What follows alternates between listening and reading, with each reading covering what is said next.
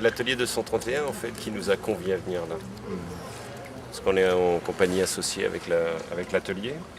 Et du coup on travaille beaucoup même dans le département. On a fait toute une tournée également en Normandie. Et puis Daniel Andrieux, qui est à l'initiative je crois de ce qui se passe ici, nous a proposé de venir cette année.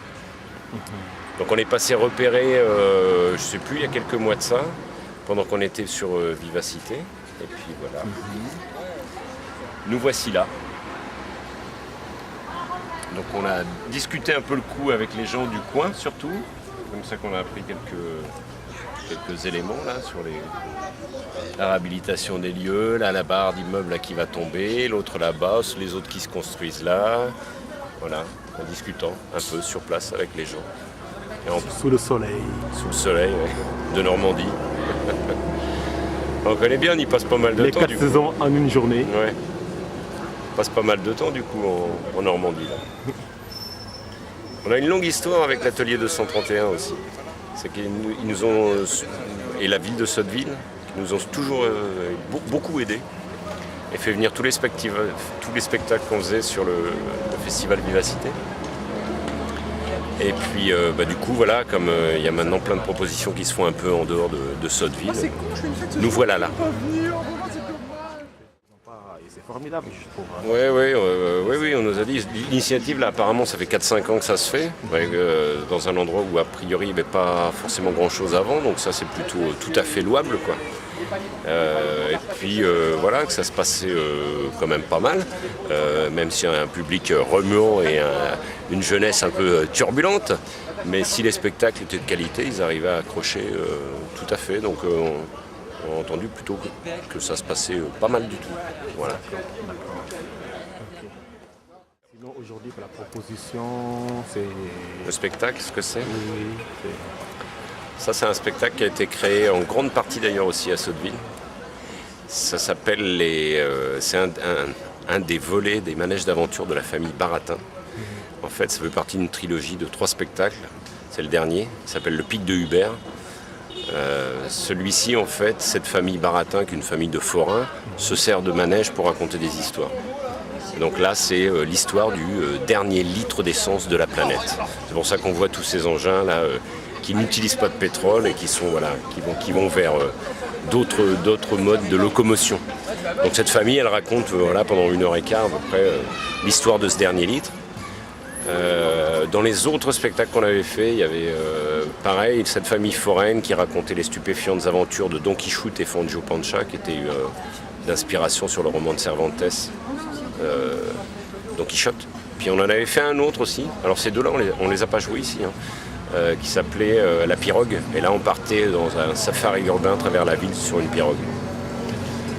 Voilà, et puis pour cette trilogie-là, ces 3 spectacles-là. Après, on passera à d'autres choses. Et avant, on avait une autre trilogie avec des Castellets où on était les marionnettes humaines. Donc voilà, ça fait plus de 15 ans maintenant qu'on travaille avec les Alamas Chidré. Et mais qu'on fait de la rue depuis une vingtaine d'années à peu près, quoi. Alors c'est une longue histoire, généralement, la création d'un spectacle. Nous, généralement, avec Laurent, avec qui on a fondé la compagnie, on réfléchit au thème qu'on veut aborder. Après, à l'équipe qu'on rassemble pour travailler sur ce spectacle-là. Après, c'est la recherche de sous, c'est la recherche des endroits où on va pouvoir fabriquer les engins et réunir l'équipe pour répéter. Après, les répétitions, elles durent généralement 2 mois et demi à 3 mois en improvisation avec les comédiens. Parallèlement, on écrit le spectacle en fonction de ces improvisations. Et puis après, on essaye d'avoir une dizaine de dates où on joue pour rôder le spectacle à droite ou à gauche. Donc on part un peu partout en France et après ailleurs d'ailleurs. Donc c'est un travail réparti sur une année à peu près quand même. Là, il y a plusieurs mois de fabrication, 3 mois de répétition avec les comédiens. Et puis après, il y a tout ce qui est tourné. Et là, on part après dans les festivals en France puis à l'étranger. Ce spectacle-là, par exemple, on l'a traduit en anglais aussi. Donc on l'a joué, on va le jouer en Angleterre la fin octobre. Et on l'a joué aussi en Allemagne et en Autriche dans une version anglaise aussi. Donc là c'est pareil, on reprend un temps de répétition.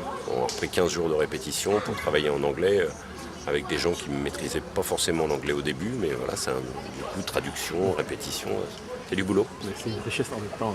Oui, c'est sûr, c'est sûr. Puis nous, ça nous permet d'aller voir un peu ailleurs, voir à quoi ressemble le monde, et voir les publics ailleurs, comment ça se passe, quoi. Bien sûr, mais je sais pas. Moi, je sais que justement le virus du théâtre comme ça et des spectacles, il m'est venu à l'école où en effet j'ai pu rencontrer ils nous emmenaient au cinéma, ils nous emmenaient quelquefois au théâtre. J'ai vu des artistes, ça m'a plu, j'en ai fait un peu en amateur comme ça en dehors. Et puis je suis parti complètement sur autre chose, mais en faisant ça en tant que pas professionnel, quoi, amateur. Puis après, en fait, au moment où je me suis dit bon, là il faut y aller, là, quel métier va pouvoir me passionner, dans lequel j'aurai envie de m'investir pendant longtemps. Et à, je sais pas, 21, 22 ans, je dis bon ok, je fonce là-dedans, on y va. Donc on a rencontré une compagnie, on a commencé à travailler et puis à apprendre aussi sur le tas, quoi, du coup, hein, en rencontrant d'autres comédiens, du coup en regardant des stages à droite à gauche, en ouvrant bien les yeux et bien grand les oreilles aussi, pour apprendre, quoi.